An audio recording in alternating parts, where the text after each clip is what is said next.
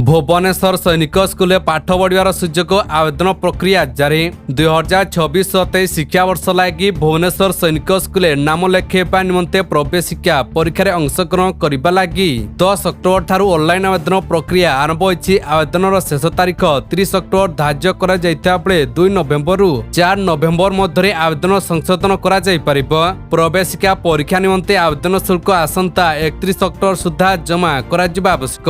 साधारण ओबीसी प्रतिरक्षा कर्मचारी पिलामानक निमंते 850 टंका और अनुसूचित जातीय जनजाति पिलांक निमंते 700 टंका परीक्षा शुल्क धार्य कराइछि। राष्ट्रीय परीक्षा एजेंसी द्वारा आसंता वर्ष जनवरी मासरे प्रवेशिका परीक्षा अनुष्ठित होबो एवं परीक्षार तारीख और एडमिट कार्ड डाउनलोड संपर्क में एनटीए वेबसाइट परवर्ती समय जणाई दिया जिवो। तो चलंतु परवर्ती अपडेट उपरे नजर पकाई नेबा। आरएसएस रो पूर्वतन संघ चालक जोगेंद्र साहू को भेटिले मुख्यमंत्री। असुस्थ थिबा केन्दुझर जिला आरएसएस रो पूर्वतन संघ चालक जोगेंद्रनाथ साहू को बुधवार मुख्यमंत्री मोहन माझी सदर ब्लॉक अंतर्गत पद्मपुर ग्रामर बासवन भेटी स्वास्थ्यावस्था पचारि बुझंती। से किछि दिन हब निमोनिया हार्ट आदि एकाधिक रोगर शिकार होई असुस्थ होई पड़ता बेले चलप्रचल करि न पारि घरे पड़ी रहिसंती।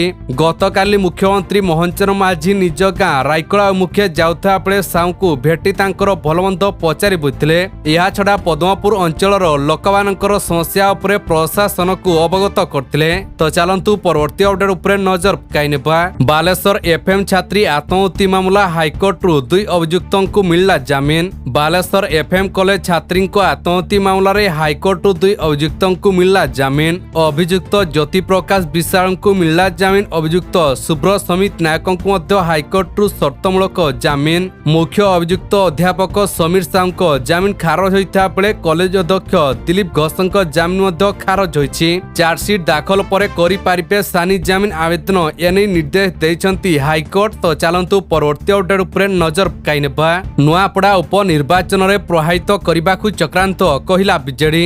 गंजाम रो बहु चर्चित पीतवास हत्याकांड घटना रे पुलिस गतकाली बीजेडी पूर्वतन विधायक तथा वर्तमान गंजाम जिला बीजेडी सभापति श्री विक्रम पंडा को गिरफ्त करिया परे बिजु जनता दल यहाकू संपूर्ण राजनैतिक उद्देश्य प्रणोदित बोली कहिछि। शंख भवन रे आयोजित सांबादिक सम्मेलन दलर उपसभापति तथा विरोधी दलर मुख्य सचेतक श्रीमती प्रमिला मल्लिक दलर वरिष्ठ साधारण संपादक तथा मुखपात्र श्री भुगुरु बक्सीपात्र दलर मुखपात्र तथा मीडिया संयोजक डॉक्टर लेलिनी महांती गोपालपुर विधायक तथा राज्यर खनि और परिवहन मंत्री संपृक्ति ने अभियोग रहितला बेले तांकु राज्य सरकार को बंचाकू जाई गंजाम जिला बीजेडी सभापति श्री विक्रम पंडा को चक्रांत करी फसाइछि बोली कहिथिले। श्री पंडा संपृक्ति नहीं गुडिए गप सुनाइछि पुलिस किंतु तांक विरोध रे तिणे मात्र प्रमाण देई पाइ नाही। तो चलंतु परवर्ती अपडेट उपरे नजर पकाई नेबा। एसआई परीक्षा केलेंकारी मामलार तदंत सीबीआई द्वारा करबा को मुख्यमंत्री निष्पत्ति। बहुचर्चित पुलिस सब इन्स्पेक्टर नियुक्ति परीक्षा केलेंकार तदंत भार सीबीआई को अर्पण करिया पई मुख्यमंत्री श्री मोहन माझी निष्पत्ति ग्रहण करछंती। पुलिस सब इन्स्पेक्टर नियुक्ति परीक्षा संबंधी दुर्नीतिर चेर विभिन्न राज्य को व्यापीछि।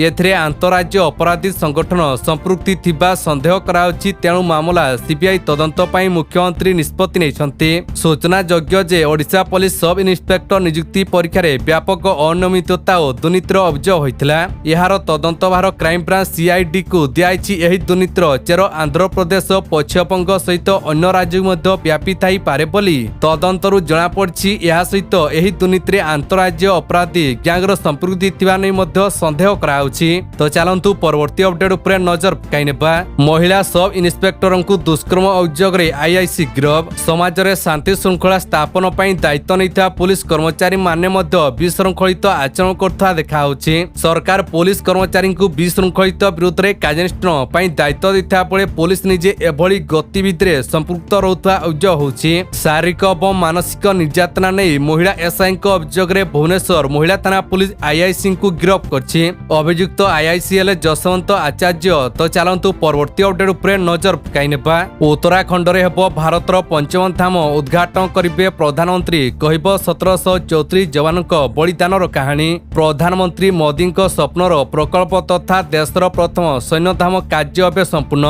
प्रधानमंत्री मोदी उत्तराखंडर प्रतिष्ठा दिवस अर्थात आसंता नवेम्बर 9 तारिख रे यार उद्घाटन पई देहरादून गस्तरे जिबे। सामरिक कल्याण मंत्री गणेश जोशी अनुଯାयी मुख्यमंत्री पुष्कर सिंह धामी उद्घाटन पर प्रधानमंत्री सहित साक्षात अनुरोध करछंती। तेबे सैन्य धाम केउंठी जानतु। डेराडुन गुणीआल गाँव में देशर प्रथम सैन्य धाम निर्मित होइछि। एठारे थिबा स्मृति स्तंभ रे 1734 शहीदों अगणार माटी एवं राज्यर 28 पवित्र नदीर जल रखाई। सैन्य माने एक आलोक और सौद प्रदर्शनी, एक संग्रहालय, ऑडिटोरियम, टैंक, जहाज, 120 फुट उच्च तिरंगा पताका और अन्य सामरिक उपकरण रही। तो चलतु परवर्ती अपडेट उपरे नजर पकाई नेबा। सरकारी कर्मचारी को केबे मिलिबो गुड न्यूज सामना को आसिला बड़ अपडेट। सारा देश में 1 कोटी अधिक सरकारी कर्मचारी और पेंशनभोगी अष्टम वेतन कमिशन को उत्साह सहित अपेक्षा करछंती एवं यह संबंधी प्रत्येक विकास उपरे तीक्ष्ण नजर रखिछंती। जदियो सरकार जनवरी 2025 रे अष्टम वेतन कमिशन गठन को अनुमोदन करथिले, तथापि ए पर्यंत सरकारी विज्ञप्ति जारी करा जाय नहीं किबा कमिशन अध्यक्ष और सदस्य को नियुक्त करा जाय नहीं। अष्टम वेतन कमिशन गठन जनवरी 16, 2025 रे आनुष्ठानिक भाव घोषणा कराइथिला। यार उद्देश्य केंद्रीय कर्मचारी वेतन संरचना भत्ता और पेंशन समीक्षा करबा। तथापि सूत्र अनुसार 2026 पूर्व यार कार्यकारी हेबा संभावना कम बोली सूचना मिली। तो चलतु परवर्ती अपडेट उपरे नजर पकाई नेबा। भोट पूर्व तेजस्वी बड़ घोषणा, एमानंकु मिलिबो 30,000 दरमा। बिहार में भोट पड़िया पूर्व बड़ घोषणा करछंती तेजस्वी यादव। सांबादिक सम्मेलन करी तेजस्वी यादव यही बड़ घोषणा करछंती। से कहछंती जीविका दीदी को से मासिक 30,000 टंका आउ सरकारी चाकरिया मर्यादा देबे। या सब बिहार में तांको सरकार हेले समस्त ठिका कर्मचारी को स्थायी कराजियो बोली से कहछंती तेजस्वी यादव। तेबे यह पूर्व तेजस्वी यादव निर्वाचन प्रतिश्रुति देइथिले जे तांको सरकार गठन हेबार 20 मास मध्यरे प्रत्येक परिवार को सरकारी चाकरी मिलिबो। तेजस्वी यादव नीतीश कुमार को टार्गेट करबा सहित कहछंती महिला को लांच भाव में 10,000 टंका दियाइछि, जाकु एही सरकार फेराई नेबे। समग्र बिहार वर्तमान सरकार क्रोधित डबल इंजिन सरकार भितर दुर्नीति और अपराध व्यापीछि। एही सरकार आम योजना गुड़ी को नकल करिछि बोली तेजस्वी यादव कहछंती। तो चलतु परवर्ती अपडेट उपरे नजर पकाई नेबा। पीतवास पंडा हत्या मामला, हत्याकांड पई 50 लाख टंकार डील। आईनजीवी पीतवास पंडा हत्या मामला रे पुलिस रो नुआ खुलासा। हत्या पूर्व पूरा अंचल रेकी करथिले अपराधी मर्डर पई प्रथम थर करथिबा प्लान रे होइथिले विफल, हेले परवर्ती प्लान रे सफल होइथिले। आउ पीतवास पंडा को गुड़ी करी हत्या करथिले 2 शार्प शूटर। ब्रह्मपुर एसपी कहछन जे हत्या पई 50 लाख टंकार डील होइथिला एवं शार्प शूटर को 10 लाख टंका अग्रिम दियाइथिला।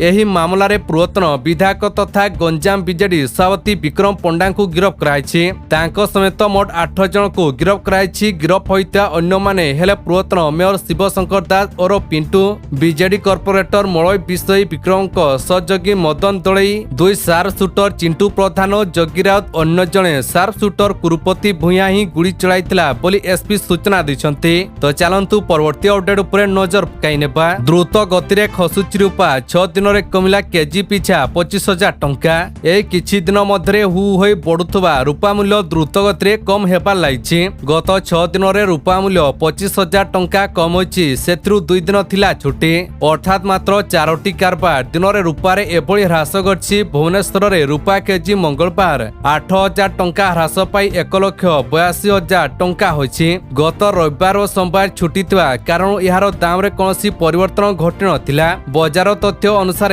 चलित मास 15 तारिख रे रूपा केजी यार सर्वोच्च स्तर 2,07,000 टंका को वृद्धि पाइथिला। यह परठारु सेथरे लगातार भाबे ह्रास घटुछि। केवल धनतेरस दिन रूपा केजी 13,000 टंका सस्ता होइथिला, जा फल रे बिक्री मध्य अधिक होइथिला। तो चलंतु परवर्ती अपडेट उपरे नजर पकाई नेबा। टळी गला बड़ दुर्घटना, राष्ट्रपति हेलिकॉप्टर अवतरण बेले भुसुड़ी पड़ला हेलिपैड अल्पके बढ़थिले। भारतर राष्ट्रपति द्रौपदी मुर्मू केरल गस्तरे अछंती। एक बड़ दुर्घटना अल्पके वर्ती जाइछि।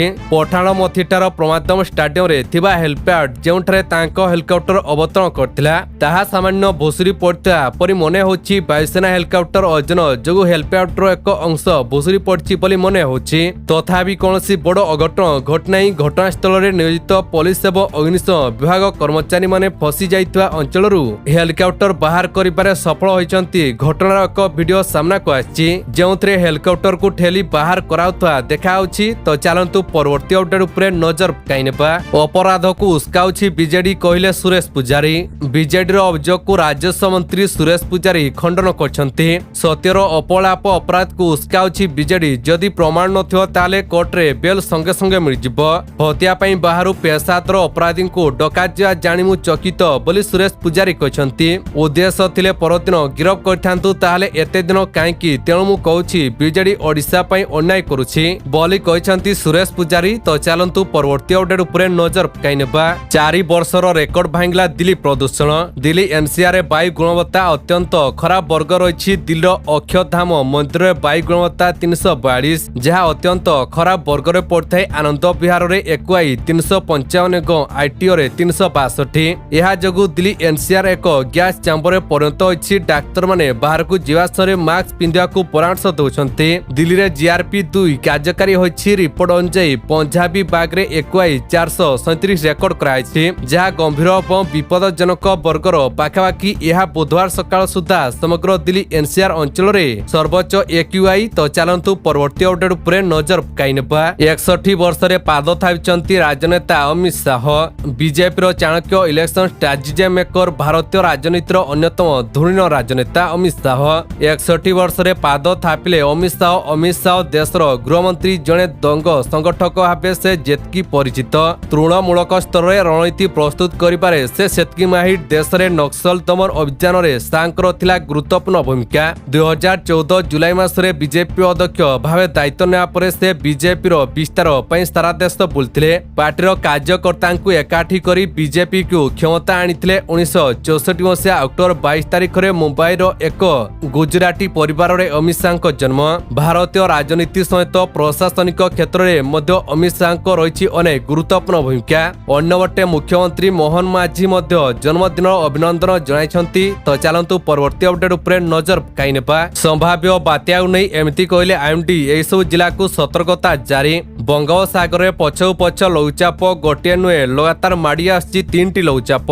लघुचाप नहीं आकलन करछन्ती पाणीपाग विज्ञानी शरत साहू। गोटे लघुचाप गतकाली सृष्टि होइछि जाकी एबे सक्रिय रहिछि। 26 बेलकु द्वितीय 29 बेलकु तृतीय लघुचाप सृष्टि होवार संभावना रहिछि। सक्रिय लघुचाप तमिलनाडु और आंध्र प्रदेश मुहांपा संभावना रही। बर्तमान सृष्टि होता लघुचाप बेसी घनभूत हो न पारे तथापि दक्षिण ओडिशा जिला मानकरे अधिक वर्षा होइपारे। पाणीपाग विभाग सूचना अनुसार एजावत राज्य में संभाव्य बात्यार कौनसी सूचना नहीं किंतु दक्षिण पश्चिम मौसुमी प्रत्यावर्तन कारण सामयिक भाव राज्यर किछि स्थान में विक्षिप्त वर्षा होवार संभावना रही एवं शेषकरी उपकूल ओडिशा रे किछि स्थान में वज्रपात होवार संभावना रही। तदनुसार चाषी मानकु पाणीपाग विभाग परामर्श को अनुपालन करिया पई कृषि सचिव डॉक्टर पाड़ी अनुरोध करछन्ती। आज उपकूल दक्षिण आभ्यंतरण जिला गुड़िकरे हालुकारू मध्यम वर्षा होवार संभावना अछि। एथिपई 15 जिला को येलो वार्निंग देछि पाणीपाग विभाग। एसबु जिला गुड़िक होला मालकानगिरी, कोरापुट, नवरंगपुर, रायगड़ा, गजपति, गंजाम, नयागढ़, खोर्धा, पुरी, कटक, जयसिंहपुर, जाजपुर, केन्द्रापड़ा, भद्रक, बालेश्वर। एसबु जिले में घड़घड़ी बिजुली सह वर्षा होवार संभावना रही। तो चलंतु परवर्ती अपडेट उपरे नजर पकाइनेबा। सेनारे लेफ्टिनेंट कर्नेल हेले नीरज चोप्रा। भारतीय सेनारे नीरज चोप्रा को बड़ दायित्व। भारतीय जावलिन खेलाड़ी नीरज चोप्रा सेनारे होचंती लेफ्टिनेंट कर्नेल। बुधवार नवा दिल्ली एक स्वतंत्र कार्यक्रम में नीरज चोप्रा कर्नेल पदरे सम्मानित कराइछि। एहा परे प्रतिरक्षा मंत्री राजनाथ सिंह एवं सेना मुख्य जनरल उपेंद्र द्विवेदी नीरज को अभिनंदन जणाइथिले। तेबे क्रीडा क्षेत्र में नीरज चोप्रा सफलता पई एप्रिल 16 तारिख में राष्ट्रपति द्रौपदी मुर्मू तांकु टेरिटोरियल सेनारे सम्मानजनक कमिशन प्रदान करथिले। एही स्वतंत्र कार्यक्रम में नीरज को आनुष्ठानिक भावे तांको नुआ पदवी रे सम्मानित कराइथिला। तेबे नीरज जणे केवल महान क्रीडावित नुहंती बरं से भारतीय सेनार मध्य जणे उत्सर्गीकृत सैनिक बोली कहछन्ती प्रतिरक्षा मंत्री राजनाथ सिंह। तो चलंतु परवर्ती अपडेट उपरे नजर पकाइनेबा। खबर प्रसारण नै भुवनेश्वर यूनिट टेक हाट रे सामाजिकଙ୍କୁ माट अभियोग। राजधानी भुवनेश्वर यूनिट टेक हाट परिपा व्यवसायी संघ मध्य गंडगोल मामला नुआ ट्विस्ट देखा मिली। सभापति पदवी पर किछि दिन पूर्व होइतवा गंडगोल खबर प्रकाश नहीं गतकाली अपराह्न जड़े सांबादिक माड मराइता अभियोग होइछि। खबर लिखिथिले सांबादिक। सूचना अनुसार भुवनेश्वर ଇନି ଟେକ୍ ହାଟରେ ସଭାପତି ପଦବୀ ନେଇ କିଛି ଦିନ ପୂର୍ବରୁ ଗଣ୍ଡଗୋଳ ହୋଇଥିଲା। ଏହି ଗଣ୍ଡଗୋଳ ନେଇ ସାମ୍ବାଦିକ ଜଣକ ପରିବା ବ୍ୟବସାୟୀ ସଂଘ ଉପରେ ଖବର ଲେଖିଥିଲେ। ଏହି ଖବରକୁ ନେଇ ପରିବା ବ୍ୟବସାୟୀମାନେ ସମ୍ପୃକ୍ତ ସାମ୍ବାଦିକଙ୍କ ଉପରେ ଆକ୍ରମଣ କରିଥିଲେ। ଗତକାଲି ଅପରାହ୍ନରେ ଅଗ୍ନିକାଣ୍ଡ ଘଟଣା ଘଟିବା ପରେ ପୂର୍ବରୁ ଗଣ୍ଡଗୋଳ ସମ୍ପର୍କିତ ଖବର ଲେଖିଥିବା ସାମ୍ବାଦିକ ମଧ୍ୟ ଘଟଣାସ୍ଥଳରେ ପହଞ୍ଚିଥିଲେ। ତାଙ୍କୁ ଦେଖି ଉତ୍ତେଜିତ ଲୋକେ ଅତର୍କିତ ଆକ୍ରମଣ କରିଥିଲେ। ତ ଚାଲନ୍ତୁ ପରବର୍ତ୍ତୀ ଅପଡେଟ୍ ଉପରେ ନଜର ପକାଇ ନେବା।